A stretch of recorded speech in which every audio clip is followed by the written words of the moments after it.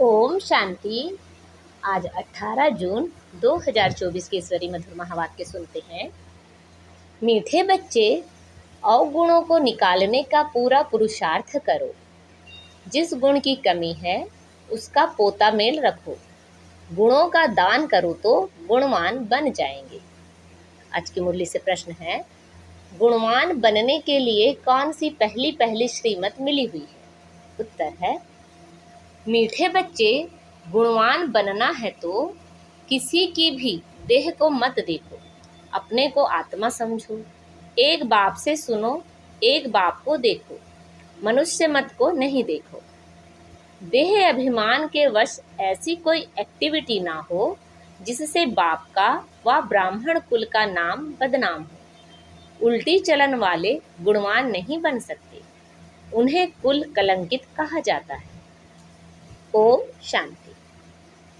बाप दादा के हाथ में मोतियों के फूल थे। बाबा साक्षात्कार कराते हैं, ऐसा खुशबूदार फूल बनने का है। बच्चे जानते हैं हम फूल बने थे जरूर।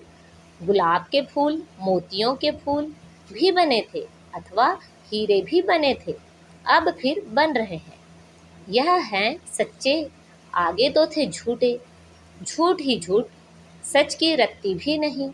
अभी तुम सच्चे बनते हो तो फिर सच्चे में सब गुण भी चाहिए। जितने जिसमें गुण हैं उतना औरों को भी दान दे।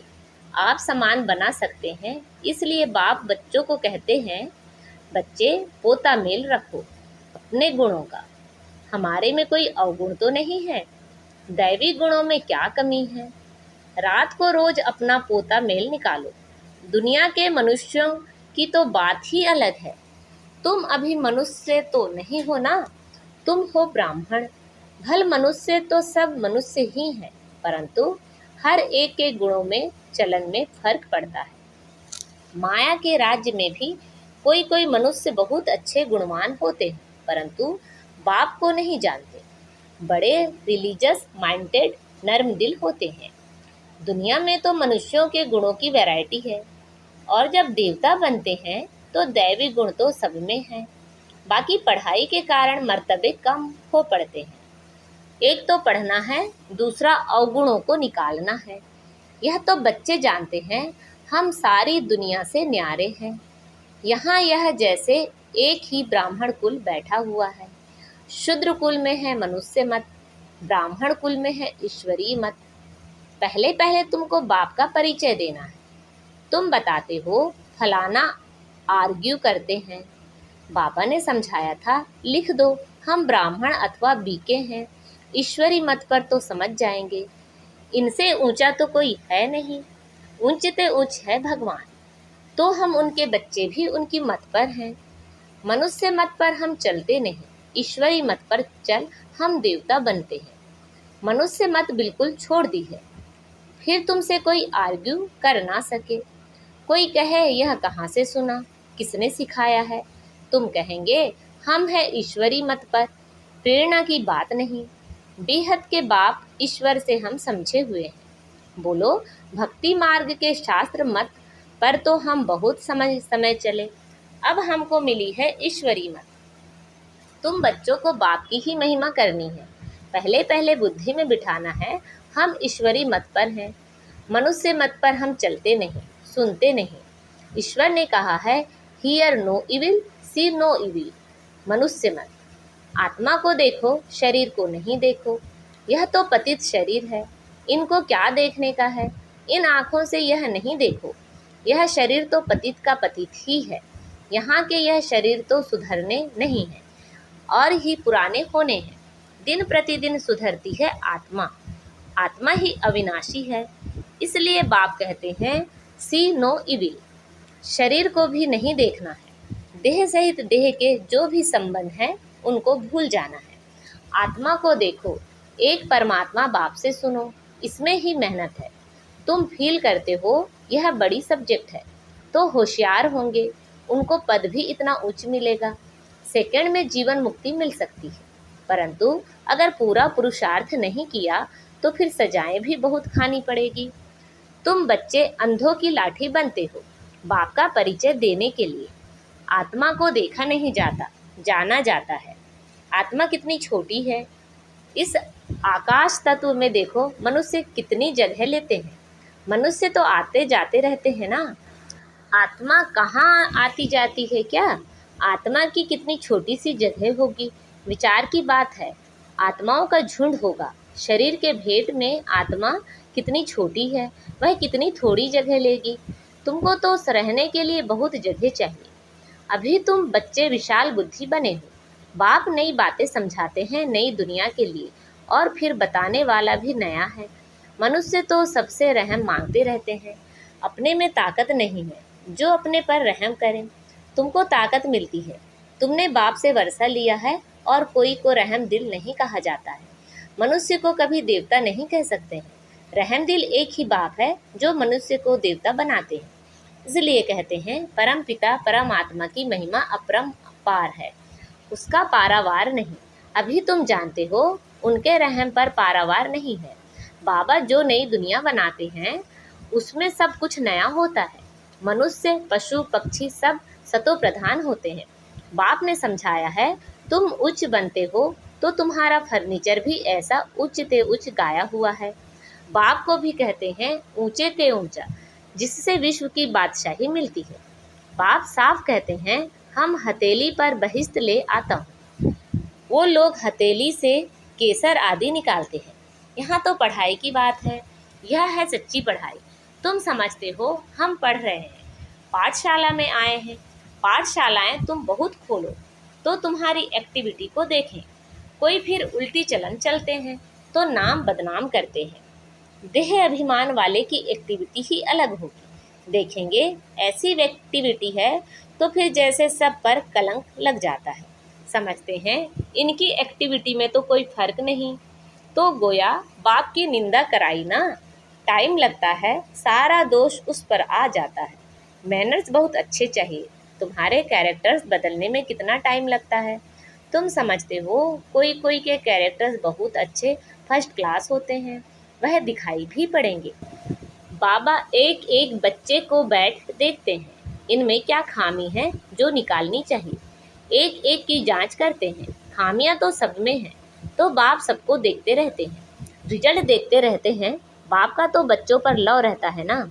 जानते हैं इनमें यह खामी है, इस कारण यह इतना ऊंचा पद पा नहीं सकेंगे।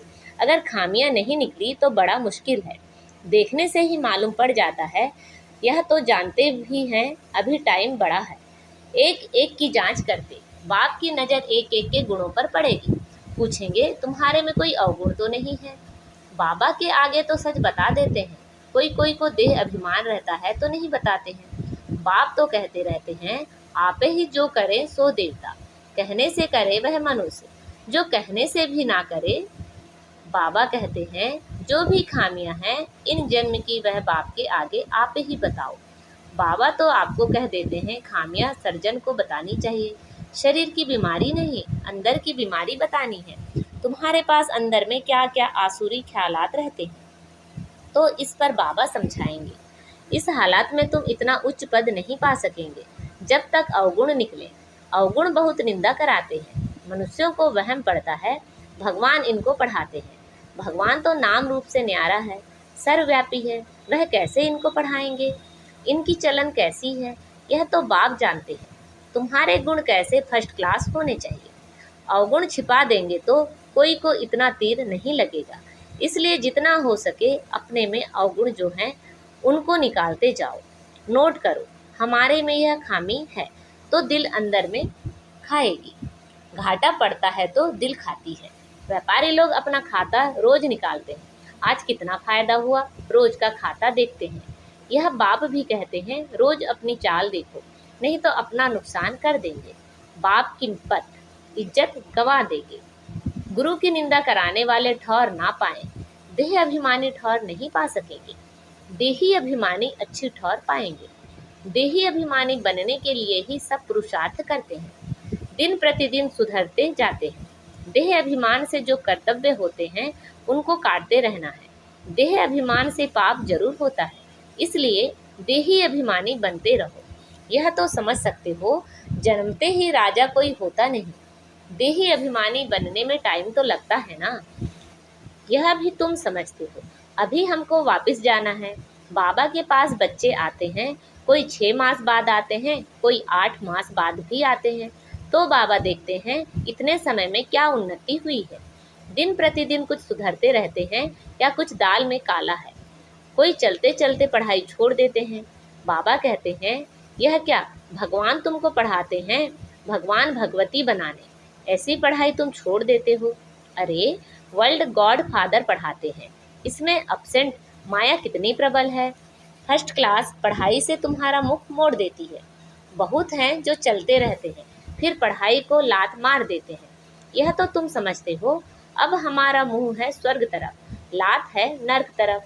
तुम हो संगम युगी ब्राह्मण, यह पुरानी रावण की दुनिया है। हम वाया शांति धाम सुख धाम तरफ जाएंगे। बच्चों को यही याद रखना पड़े, टाइम बहुत कम है, कल भी शरीर छूट सकता है। बाप की याद नहीं होगी तो फिर अंतकाल। बाप समझाते जो बहुत हैं, यह सब गुप्त बातें हैं, नॉलेज भी गुप्त है। यह भी जानते हैं कल्प पहले जिसने जितना पुरुषार्थ किया है वही कर रहे हैं। ड्रामा अनुसार बाप भी कल्प पहले मौफिक समझाते रहते हैं, इसमें फर्क नहीं पड़ सकता है। बाप को याद करते रहो तो तुम्हारे विकर्म विनाश होते जाएं। सजा नहीं खानी चाहिए। बाप के सामने सजाएं बैठ खाएंगे तो बाप क्या कहेंगे। तुमने साक्षात्कार भी किए हैं, उस समय माफ नहीं कर सकते। इन द्वारा बाप पढ़ाते हैं तो इनका ही साक्षात्कार होगा। इन द्वारा वहाँ भी समझाते रहेंगे, तुमने यह किया, फिर उस समय बहुत रोएंगे चिल्लाएंगे, अफसोस भी करेंगे। बिगर साक्षात्कार सजा दे ना सके, कहेंगे तुमको इतना पढ़ाते थे, फिर ऐसे ऐसे काम किए। तुम भी समझते हो रावण की मत पर हमने कितने पाप किए हैं। पूज्य से पुजारी बन पड़े हैं, बाप को सर्वव्यापी कहते आए, यह तो पहले नंबर की इंसल्ट है। इसका हिसाब किताब भी बहुत है। बाप उलाहना देते हैं, तुमने अपने को कैसे चमाट मारी है। भारतवासी ही कितना गिरे हैं। बाप आकर समझाते हैं, अभी तुमको कितनी समझ मिली है, सो भी नंबरवार समझते हैं। ड्रामा अनुसार आगे भी ऐसे ही इस समय तक के क्लास की यह रिजल्ट थी। बाप बताएंगे तो सही ना, तो बच्चे अपनी उन्नति करते रहें। माया ऐसी है जो देही अभिमानी रहने नहीं देती है। यही बड़ी सब्जेक्ट है। अपने को आत्मा समझ बाप को याद करो तो पाप भस्म हो जाए। अच्छा, मीठे मीठे से खिलते बच्चों प्रति माता पिता बाप दादा का याद प्यार और गुड मॉर्निंग। रूहानी बाप की रूहानी बच्चों को नमस्ते। हम सब रूहानी बच्चों की रूहानी माता पिता बाप दादा को याद प्यार गुड मॉर्निंग और नमस्ते। आज की मुरली से धारणा के लिए मुख्य सार हैं, देह अभिमान में आने से पाप जरूर होते हैं। देह अभिमानी को ठौर नहीं मिल सकती, इसलिए देही अभिमानी बनने का पूरा पुरुषार्थ करना है। कोई भी कर्म बाप की निंदा कराने वाला ना हो। अंदर की बीमारियां बाप को सच सच बतानी है, अवगुण छिपाने नहीं है। अपनी जांच करनी है कि मेरे में क्या क्या अवगुण है। पढ़ाई से स्वयं को गुणवान बनाना है। आज बाबा ने हमें वरदान दिया है, हद की रॉयल इच्छाओं से मुक्त रहे, सेवा करने वाले निस्वार्थ सेवाधारी भाव। हद की रॉयल इच्छाओं से मुक्त रहे, सेवा करने वाले निस्वार्थ सेवाधारी भाव। जैसे ब्रह्मा बाप ने कर्म के बंधन से मुक्त न्यारे बनने का सबूत दिया, सिवाय सेवा के स्नेह के और कोई बंधन नहीं। सेवा में जो हद की रॉयल इच्छाएं होती हैं वह भी हिसाब किताब के बंधन में बांधती हैं। सच्चे सेवाधारी इस हिसाब किताब से भी मुक्त रहते हैं। जैसे देह का बंधन देह के संबंध का बंधन है, ऐसे सेवा में स्वार्थ यह भी बंधन है। इस बंधन से व रॉयल हिसाब किताब से भी मुक्त निस्वार्थ सेवाधारी बनो। आज का स्लोगन है, वायदों को फाइल में नहीं रखो, फाइनल बनकर दिखाओ। वायदों को फाइल में नहीं रखो, फाइनल बनकर दिखाओ। अच्छा, ओम